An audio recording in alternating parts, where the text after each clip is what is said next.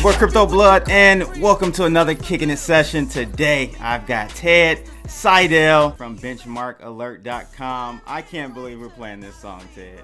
This is the song that Mr. Ted has picked. Lizzo, Truth Hurts. My daughter loves this song. I didn't know what you were talking about. How can you not know? I'm getting old. You're getting younger. I'm getting old, I guess. I don't know, man. Evidently. If I know music you don't know, something's wrong. Something is wrong. I've got the boomers telling me what's hip now, guys. What is going on? So, man, thank you so much for taking the time out to join me today for a Kicking It session.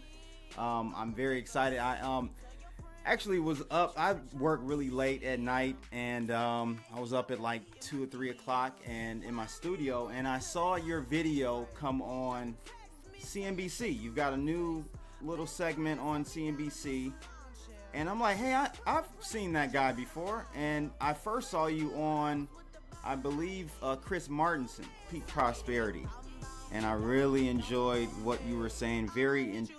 Just wonderful, crazy story. So if my audience, they don't know about you, Ted, could you tell us a little bit about your backstory? You grew up outside of the United States. Your father was murdered. Kind of just give us a little backdrop on that, if you will. Yeah, I was born in the Caribbean, in Trinidad. My mother was Trinidadian, and my father was white American. And I grew up all over the world, and he disappeared in East Africa, in Uganda, East Africa, in 1971, and it turned out that he had been captured by Idi Amin, the brutal dictator of Uganda, and it also turned out that his work was he was studying care of the elderly in Africa and teaching about it at the local university. But he was also working with the CIA, and that was something that I didn't know about till after his death. And so at the time he was captured by Amin and disappeared, he was working with the CIA on information about how Idi Amin had captured 300 soldiers in a local garrison town and had brutally murdered them. So I was 17 years old when my father disappeared, and because his body couldn't be found and nobody knew what had happened to him, his life insurance wouldn't pay, his estate couldn't be probated, and I had no place to go, so I went to live with a relative.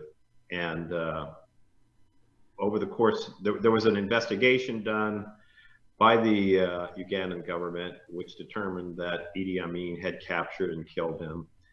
And then within a year or so, his life insurance would pay, and Social Security paid survivors benefits. So things started freeing up after about a year and a half. But so that was what happened to me at age 17. I was penniless and orphaned, and that actually led me to doing forensic investigative work, which I've continued to do throughout my career for the last 35 years.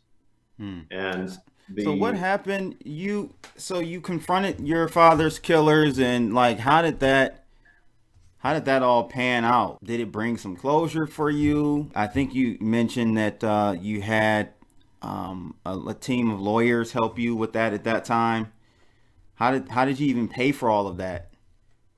Yeah, there was a team of lawyers that helped me. As soon as he disappeared, there was a team of lawyers in Washington that worked with me to bring a lawsuit against the Uganda government and to find out what happened to him. And those lawyers worked on a contingency basis, so we didn't have any money to pay them. so that was within the first year or two that he disappeared. And we were able to get a settlement from the Uganda government, which enabled me to pay for college and then law school after that. Nice. But then in 1997, he disappeared in 1971.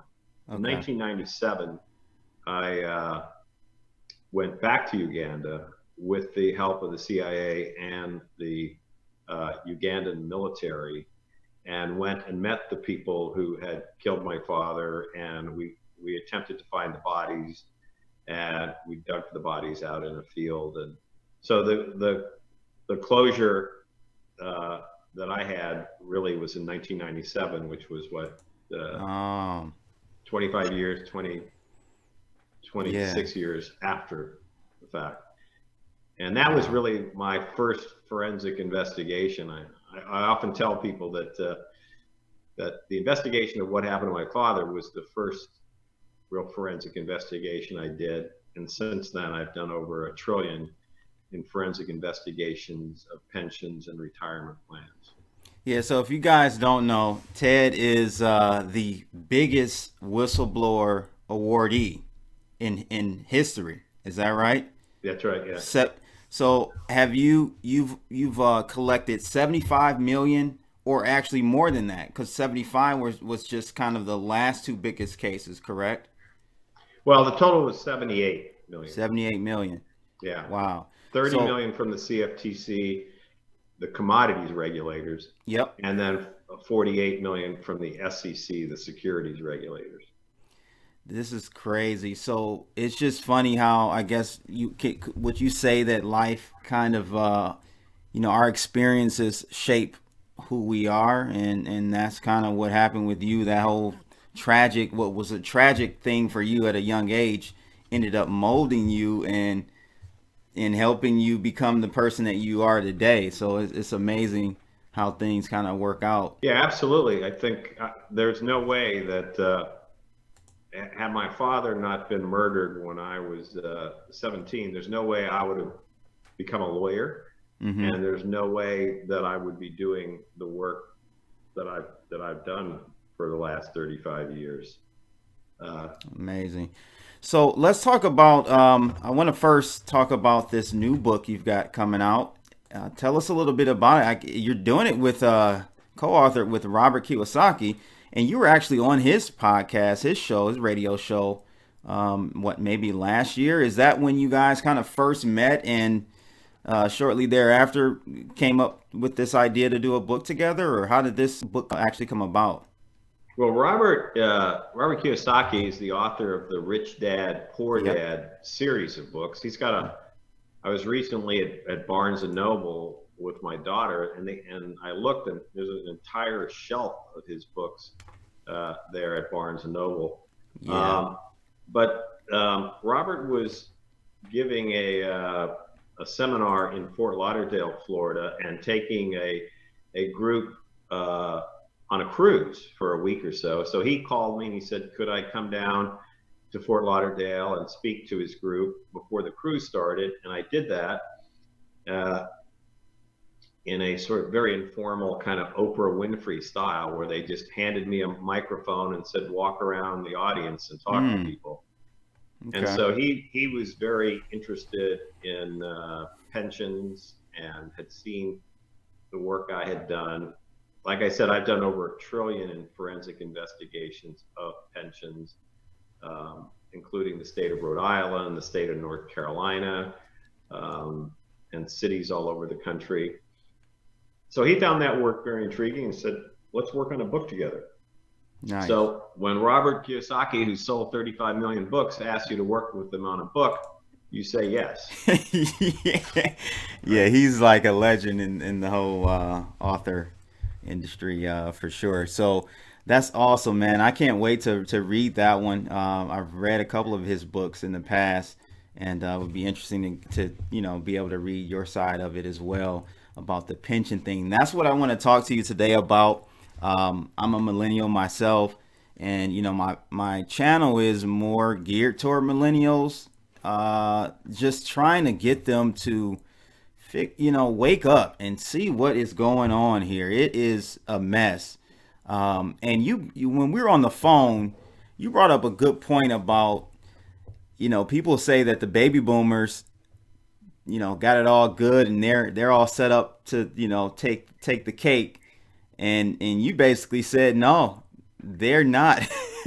And, I knew, and in the back of my mind, I always knew that the baby boomers were in trouble. But for some reason, when you said that and kind of connected it with pensions, it just clicked like, yeah, they're not in a good position either. So we've got two spectrums, two sides of the spectrum. The millennials are screwed and the baby boomers. Can you talk us through like this whole pension issue, and is that the actual catalyst for our next financial crisis? Yeah, well, the thing is that over the past 40 years, the promise that workers could retire with a pension has gradually been eroded. So the baby boomers got hit with this attack on pension benefits, and instead, baby boomers were told, corporations are going to offer you 401ks, and you will do as well in a 401k as you would have done in the pension. We're going to take away your pension, but we're going to replace it with a 401k, and the 401k will provide you with the same financial and retirement security as a pension. Well, that's just not true, and never was true. It never could be true. So the great 401k experiment, which was inflicted on the baby boomers, actually destroyed their retirement security. And now, of course, the millennials are not being offered pensions either. They're being offered 401ks still, even though the experience of the last 40 years has shown that 401ks are a terrible way of providing for your retirement security. Yeah, they take so many fees from us, and the returns just aren't there. And we can talk a little bit about the Fed and like zero interest rates or near zero interest rates and what that's doing to the whole market. But the whole retirement thing, right, was supposed to be this three-legged stool, right? Your pension, your savings, and Social Security. And we know that Social Security is bankrupt pretty much. It's just it's an IOU. So what are baby boomers going to do? Well, the baby boomers are really screwed. Your average baby boomer has less than $25,000 saved for retirement. So how are you going to retire on $25,000? That's your average baby boomer.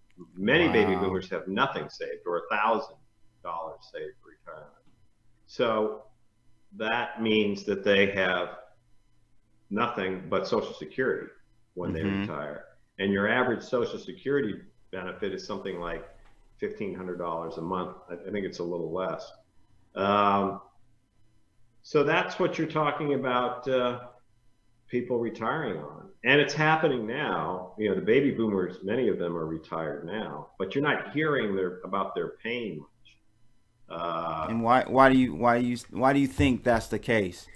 Well, I think a lot of baby boomers are ashamed of the fact that they haven't saved more, and a lot of them are going back to work. Like here in Florida, when I go to the grocery store, Publix, the people bagging my groceries are in their 70s. They're not high school kids. I mean, some are high school kids, right? But so they're creeping back into these menial jobs, whether they're Walmart greeters or baggers at supermarkets, but they're not really talking about how much pain they're in. And the idea that baby boomers are enjoying lavish retirement is just simply not true. Less than 1% of baby boomers have enough money saved to provide for their retirement security. Yeah, I guess again, it's a skewed thing, right? Because where I live, I'm in Michigan, right? So I'm in Oakland County, used to be one of the, more wealthy counties in the country.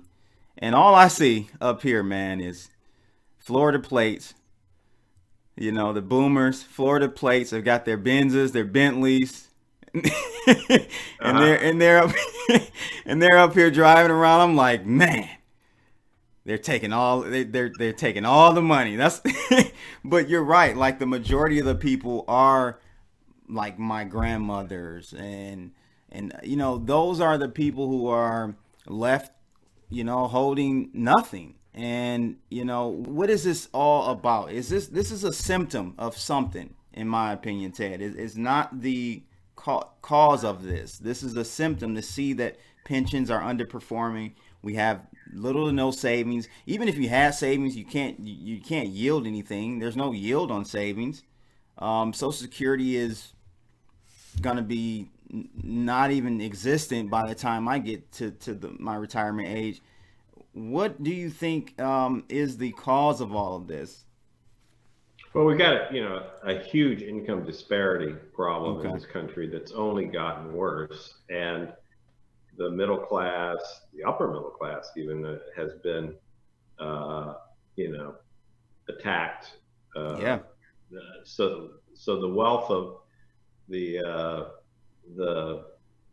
lower income people, middle class, and even how much money it takes to live a middle class lifestyle has changed dramatically. Like for me and my family, we have been paying $3,000 a month for health insurance. Yeah, that's a hell of a lot of money. That's a mortgage, that's a car payment, whatever. That's a mortgage and a car payment combined. So just to live a middle class lifestyle is costs tremendous amount of money. So to be able to pay $36,000 a year for health insurance, how much money do you have to earn? Right. 50,000, 100,000, And then you got the politicians, I know with my mom, and I would tell her like, this whole Obamacare thing is not a good look. I'm telling you. And then it finally kind of rolls out, and she's not necessarily she wasn't a Republican or anything, but I was always kind of more leaning toward that side of just policy and how things are run from a political standpoint. But she's like, yeah, this is my health insurance has almost doubled since Obamacare has been implemented. I said, I told you, like, there's no free lunch. So, these promises from both sides, for sure, but these promises that the politicians are offering, someone has to pay for this stuff, and I just feel like we're bankrupt as a country. Well, I'll tell you one thing is that, Social Security will have to survive because for many people, it's all they've got. If Social Security were to truly go bankrupt, you would have millions of people dying in the streets. Because if you're 72, 75 years old and all you've got is a Social Security check, what happens if it goes away? Well, you're going to be homeless, and before you know it, you're going to be sick, and before you know it, you're going to be dead. I mean, so Social Security cannot be allowed to go bankrupt. It can be pared back by pushing the retirement age further and further up, and by possibly cutting benefits, but the benefits are so skinny already, you can't really cut them. Yeah. Wow. Yeah, that's very true. And what are so do you think that I guess I want to ask you somewhat about UBI. Like, do you think universal basic income is going to be a solution that's going to be implemented? It's going to have to be something like that. Do you think? I don't think it's the right solution, but do you think that's going to be proposed?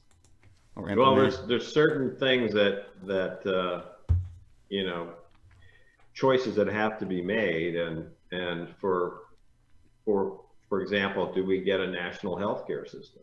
You Mm-hmm. know, people have to have healthcare. If people don't have healthcare, they die. Yeah. They die in the streets, or they show up in an emergency room, which really is healthcare. It's just it's the least cost effective form of healthcare. But Mm-hmm. so, you know, it's a big question for this country. Is it even possible to have millions of Americans without health insurance? I don't think it doesn't make any sense whether you're a fiscal conservative or a left wing liberal. Mm-hmm. A fiscal conservative knows that the way to keep healthcare costs low is to have a universal healthcare system. Mm. And allowing people to get really sick is not fiscally sound. You're basically creating catastrophic illnesses, catastrophic conditions that cost hundreds of thousands or millions of dollars in the last few months or years of a person's life. So, you know, I think on the healthcare issue, there needs to be some kind of intelligent consensus on what are we going to do, and in terms of the basic income, there needs to be some kind of consensus on that. It's hard. It can be hard for some fiscal conservatives to accept that some of these social safety nets are actually fiscally sound. Mm-hmm. But you know, And we gotta deal with the cost of healthcare too. I think that's a huge issue. If we can bring the cost down, and you know, I think that has to do with maybe how we're just allowing these insurance companies and these drug companies, more so the drug companies, should just charge whatever they want. You know, I think we get that under control. At least the cost for having some type of universal medical health insurance, you know, program would be less costly. You know Yeah, what I mean? as you mentioned, I've had a lot of success as a corporate securities whistleblower. But before I die, I'd like to have one good medical pharmaceutical whistleblower case under my Oh belt, wow. because there is so much fraud in in our healthcare system that and of course we see it the most here in Florida because we have the highest elderly population, Okay. and for some reason Florida is always the center for scamming. But you know, this is where Madoff ran a lot of his Ponzi schemes. Oh, I But didn't know that. I thought yeah, he was. well, he lived in New York, but he raised a lot of his money here in Palm Beach, Florida. Oh, okay. Okay. But we've got a tremendous amount of medical fraud here. Almost every medical fraud either originates or has some connection with Florida. So I mean, you look at like insulin prices, insane. These drug companies are just. It makes no sense. It really does. For us to be a so-called first world country, it makes no sense the way these prices are.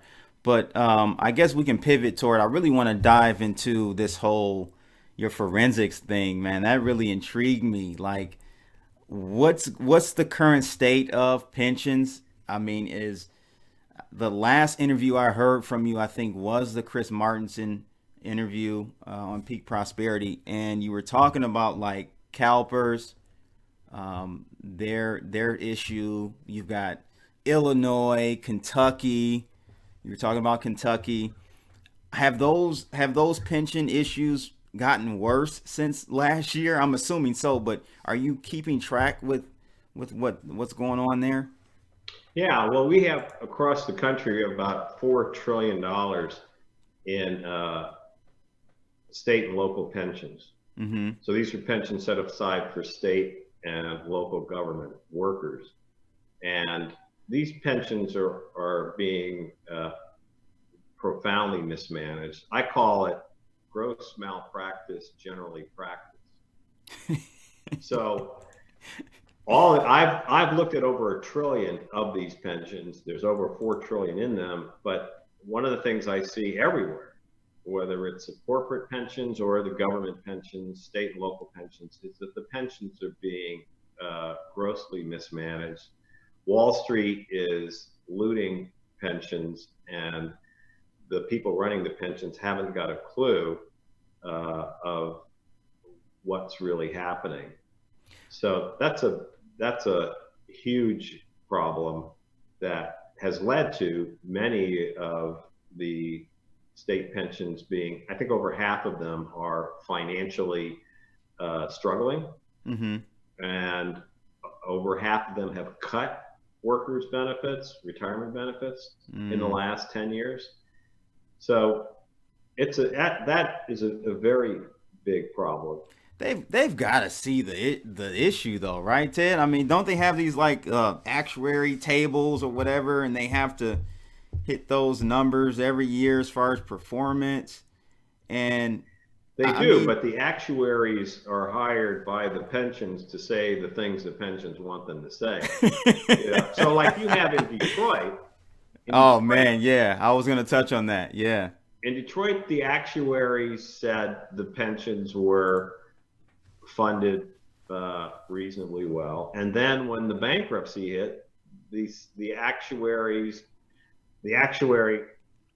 that I think the receiver hired, or a new actuary was hired who concluded that the pensions were far worse off than the previous actuary. So some cities and states get actuaries to pump up their funding levels, make them sound and look better funded. And then sometimes when they're negotiating benefit cuts, they hire actuaries to make the pension look worse. Okay. So one of the chapters in the book that Robert and I have written, Who Stole My Pension, is called, one of the chapters is your pension is lying about how well funded it is. And pensions can lie either way. If they want a bailout from the federal government, they can hire an actuary who says that they're in deep trouble. If they want a bailout from the state, or they want to cut benefits, they can, make things look worse. If they want to convince workers they're well run, they can hire actuaries to make them look better funded than they really are. So that's one of the chapters in the book. Is called Your Pension is Lying About How Well Funded It Is. Another chapter is Your Pension is Lying About Its Investment Performance. Another one is that your pension is lying about the fees it pays.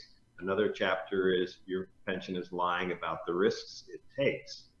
And these are observations that I've found across the nation in the trillion of investigations I've done. I've never seen a pension fund admit to the public that its performance sucks. They're all good. Every pension says, we're up 3%. Yeah, you're up 3%, but the market was up 10. But they say, right. So you'll never find a pension admitting that their performance is terrible. Every pension in the country lies about how much it pays Wall Street in fees. In Rhode Island, I went up there and I said, the pension is disclosing $10 million in fees. That's a lie. Within 6 months, the pension changed its disclosure to read $80 million. Oh my God. So they went 8 times greater. The real fees were 8 times greater than the fees they were disclosing. And the pensions lie about the risks they take. They claim that hedge funds are investing in crazy, risky investments like hedge funds, and claim that they're a way of reducing risk. Well, hedge funds don't reduce risk. No, not at all, They're like especially in this pouring gasoline environment. on a fire. Yeah, like again, it's so many moving parts, but one thing about the hedge fund thing is like the the Federal Reserve with their near interest zero interest rate policy, um they're essentially driving everyone into index, like in the index funds are outperforming the hedge funds. So Absolutely. so And but you've got the pensions, they're putting their money with the hedge funds. well, this is one of the things. That's another chapter in the book. It's called "Your Pension Thinks It's." Pensions think they're smarter than Warren Buffett. They're not. So Warren Buffett tells pensions. Warren Buffett has told pensions across the country, do not invest in hedge funds. He even made a $1 million bet that hedge funds would underperform the S&P 500 index. He's told pension funds to invest in the S&P 500 index. So what have the pension funds across the nation done? Invested in hedge funds and ignored Warren Buffett. They think they're smarter than Warren Buffett, and they're not. Hmm. Wow. So I'm sure you're doing some investigating on pensions or whatnot. I'm sure you can't talk about what you're doing now, but do you see in the next six to 12 months, do you see one of these states needing some type of bailout? Well, I think they're, you know, they need a bailout. Kentucky, Illinois, these states need a bailout. I don't know what's going on right now with Puerto Rico. That was a pension fund that essentially failed, went bankrupt. Actually, the first American pension fund to attempt to go bankrupt was like 8 years ago. It was Saipan, which is In an Guam? American. There is an American government pension fund for the work. It's a territory. So it Right. was and that was an attempt to go bankrupt like 10 years ago. So Kentucky and these other states need a federal bailout. There will have to be a federal bailout at What some about point. CalPERS, California? That's the biggest pension, correct? Or is it Texas? California is the biggest pension, but California has got a lot of money in it.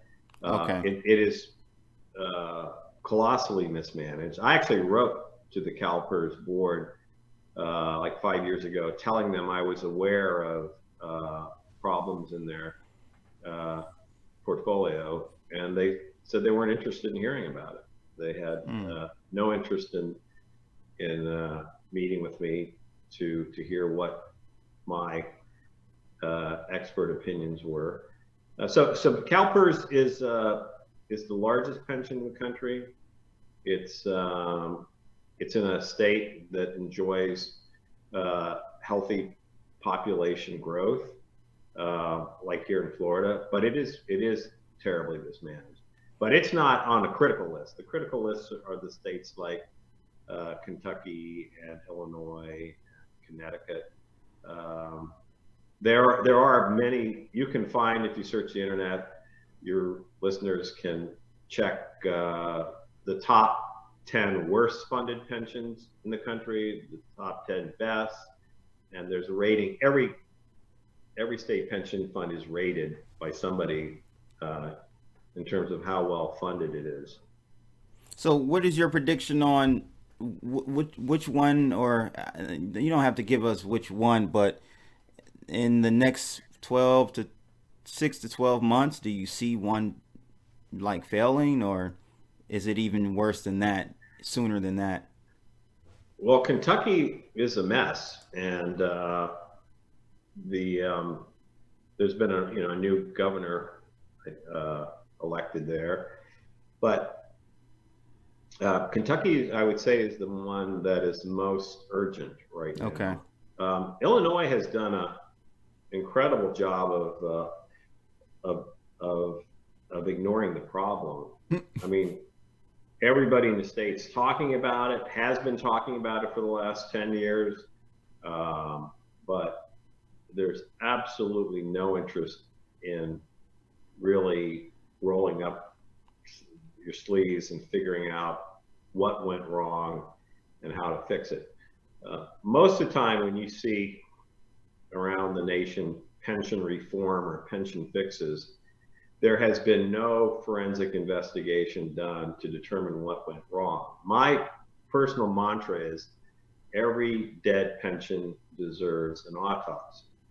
Mm-hmm. So you can't fix a pension without knowing what went wrong, because Right. if you simply put more money into a leaking bucket, to a mismanaged pension, it's going to squander that money as well.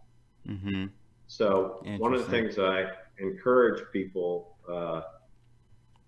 to, if you're work for a corporation and your pension has failed, if you work for a state or a county and your pension is failing and you're being asked to take a cut in benefits or lose all your benefits, you should demand a forensic investigation to explain to you what happened. How did Mm-hmm. this thing go so horribly wrong?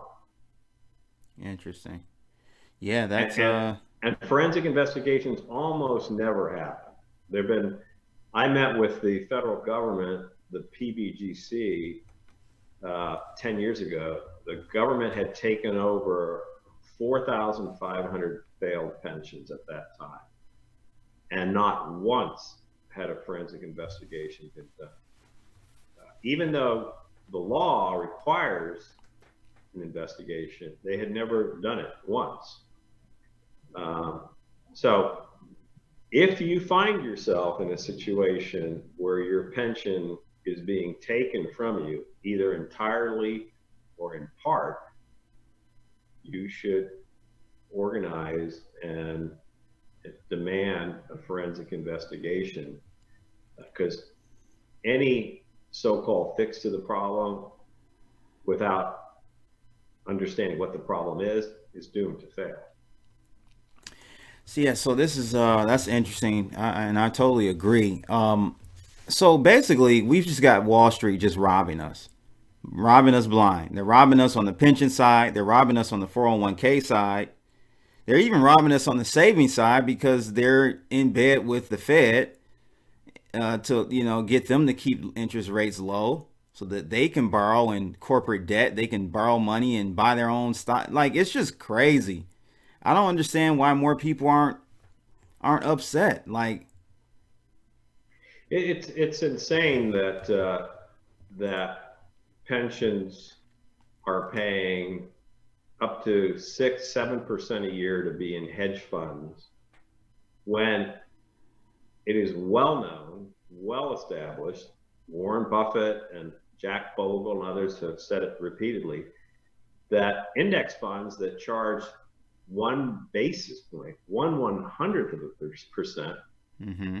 far outperform hedge funds that charge 6 or even 9% a year. So given how well known it is, how is it that a quarter of our state and local pension assets are in hedge funds and other what are called high risk, high cost alternative investments? They've got to be being bought. They have to be Yeah, bought. it's what we call politicization of the investment process. Okay. Investment decisions aren't being made on the merits, they're being made due to political concerns. Who's giving Wow. to whose political campaign? And now, with Citizens United, Wall Street guys can give into dark pools of money, and so nobody knows who's giving what. But Now, what we do know is what's Citizens United? I'm not familiar with that. that was the Supreme Court case that ruled that that donations to political candidates could be essentially unlimited. Oh, And so wow. that's changed the political landscape dramatically. But we know across the country that pension funds that, say, by analogy, a pension fund that could be paying a penny for a paperclip is paying $1 for a broken paperclip. Why? It's so obvious that what is being done is wrong. and the results are profound. The damage is profound, but it's happening all over the country. Hedge funds are paying fees hundreds of times greater than they need to for underperforming investments. One of the tenets of my work is that where you have corruption of the investment process or kickbacks, let's say, the damage is always far more than the kickback. Yeah.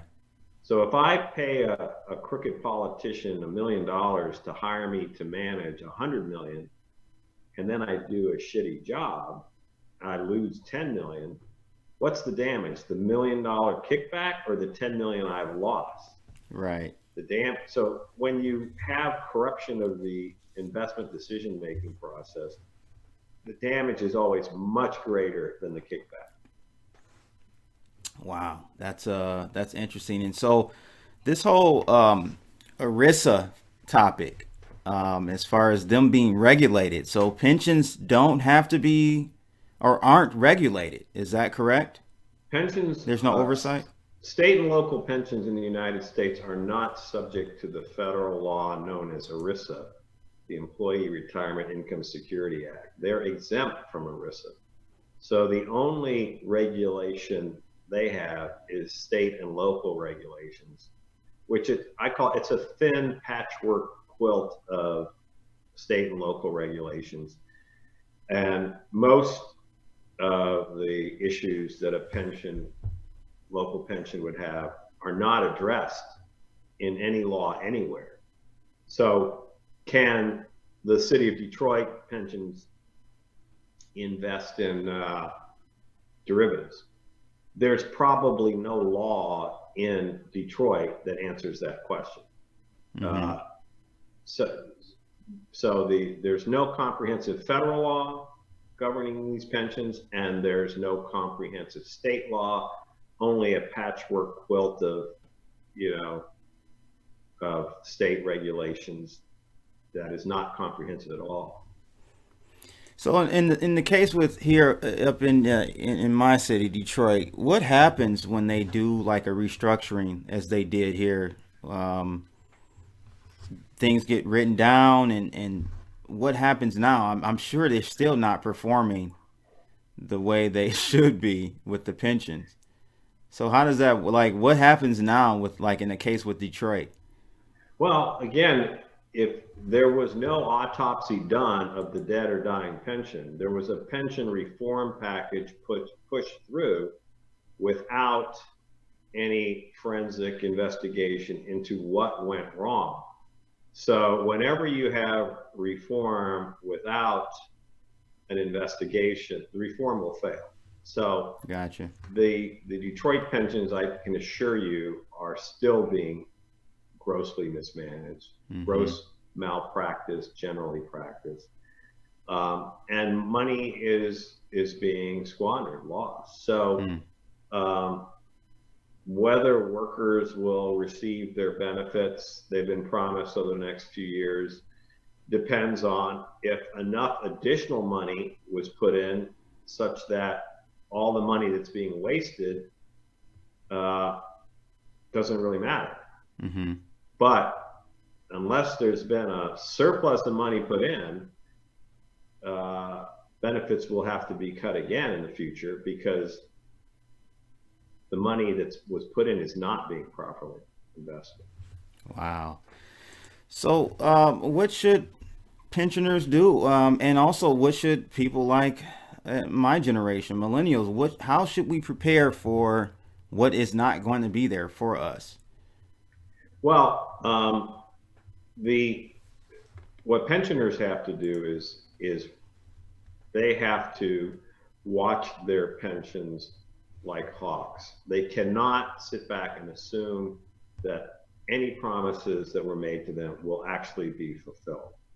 So sitting back and trusting that everything you've been promised is coming to you is not an option. That's far too risky to do. You've got to watch your pension closely. Read the book, Who Stole My Pension, where I give people the things they need to watch for. So it is critical that they watch their pension, because the people who are supposed to be watching it are not doing a good job.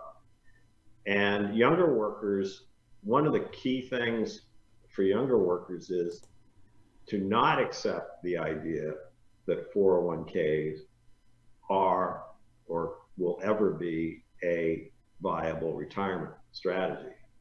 401ks can be improved by cutting fees, by prohibiting certain unethical practices that are currently allowed in 401ks.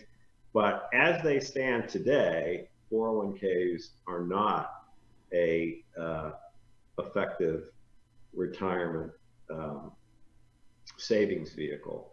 So despite anything you may hear from Wall Street or employers that this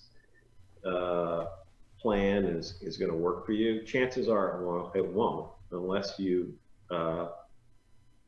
proactively get involved. Yeah, a buddy of mine and I, we were actually we were founding a company that was looking to tackle that. We're both millennials, and we just ran into so much red tape and just trying to drive the cost down for individuals to kind of have and manage their own 401ks, because you can do that through like a simple 401k. There are different options for sole proprietors, that, easier, less expensive way, but the cost is just, they have it structured in a way where it's just, they basically make you kind of pile into the system that they have set up for you already. Yeah, where they siphon off all your money. Yeah, they basically push you into high cost retail investment funds. But the other thing, millennials need to really understand that Wall Street is not your friend. Right. Wall Street, the solution to every problem you have, according to Wall Street, is to pay them more money. Mm-hmm. So if your pension is underperforming, the solution is pay us more money. If your 401k is underperforming, we'll add analytics and we'll add other products to add additional costs that will make it perform better. But then, of course, it doesn't. Yeah. So one of the things that you should understand very early on is Wall Street is not your friend, and be suspicious of any sales pitches or you hear. Yeah. Well, definitely appreciate you coming on, Ted, and we'll have to have you come back on after the book comes out. It's be available, it looks like, on January 14th, this coming new year. Guys can get it probably on Amazon. Is that correct? Yes, we're still working on the January 14th launch date, and I'm gonna definitely get this for my parents for sure. And if you're part of a group like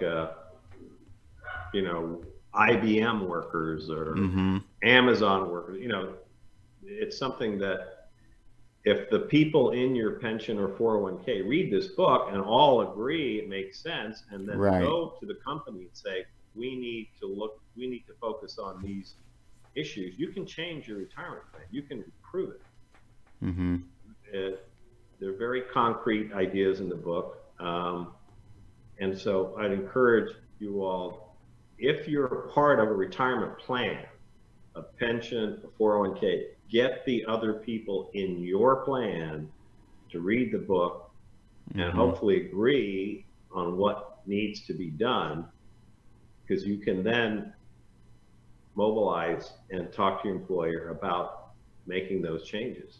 Yeah, so guys, at your corporate Christmas party this year, where you have to put on your fake face and smile and laugh, you should hand them this book. It won't be out yet, but give them an IOU or something, a gift card to get this book, because it's necessary. It definitely is necessary.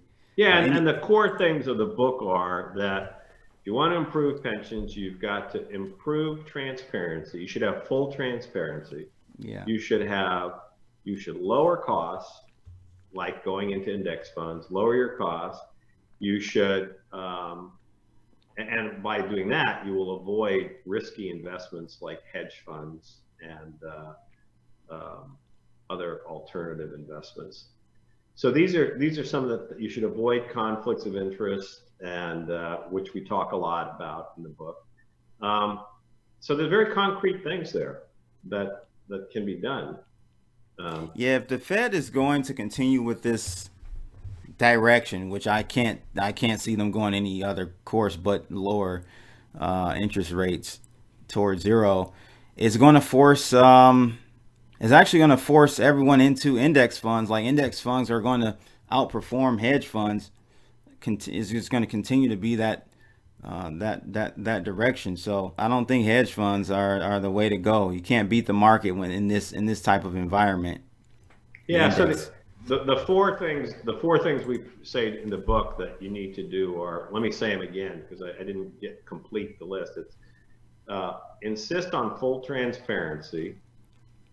So you would tell your employer, that the pension has to be, or the retirement plan has to be fully transparent, has to be low cost. All the investments have to be liquid, means you can sell them at any time. And the fourth thing is the investments have to be readily ascertainable market value. So you want to get away from investments that who knows what they're worth and whose values may be inflated. And that's what these hedge fund guys, a lot of these alternative investment guys do. They claim things are worth more. They claim hard to value assets are actually worth more than they are. So if you follow those four things, transparency, lower cost, liquidity, and I've forgotten the fourth one. Market value. And readily ascertainable market value, then you potentially vastly improve your pension or your 401k plan. Nice. Well, again, Ted Siedle, I appreciate you coming on today. We'll definitely have to have him back on, guys. Make sure you like, share, and subscribe below, and check out his website. We've got Benchmark Alert, but he's also got one called Siedle Law Whistleblower. It's Siedle Whistleblower Forensics.com. You guys can check that site out if you need to hire Mr. Siedle for your needs. I'm pretty sure he's pricey now. But hey, he may be able to help your company or your state. So, well, for the price of the book, you can get 90% of my advice. So there you go. $18.99, or I believe the price is, or something like that. Yeah, I think I saw it. Yeah, $18.95. So $18.95. You can get most of what you need to know about my insights. Again, guys, check him out, Ted Siedle. He's, again, the whistleblower that has been awarded the most money ever in history, which is insane. We'll have to talk more about like laws and things like that are trying to change that in the next time you come on. I've heard about this. They're trying to change the laws where whistleblowers won't be able to make any money. So we'll have to talk about that, Ted, next time. Absolutely. My position is if you can make $1 billion ripping people off, you should be able to make $1 billion keeping people from being ripped off. I agree. It's your boy Crypto Blood. I'm going to rock out to this Lizzo. I can't believe this is something Ted requested.